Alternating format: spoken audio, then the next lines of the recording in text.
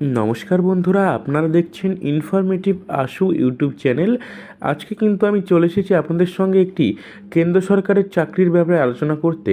এখানে কিন্তু woman and child development ডিপার্টমেন্টের তরফ থেকে কিন্তু নিয়োগটা শুরু হয়ে গেছে। এখানে কিন্তু 513টি পোস্ট আপনি দেখতে পাচ্ছেন। শুধুমাত্র মাধ্যমিক পাশ করলে কিন্তু আপনি এখানে আবেদনের যোগ্য হয়ে যাবেন।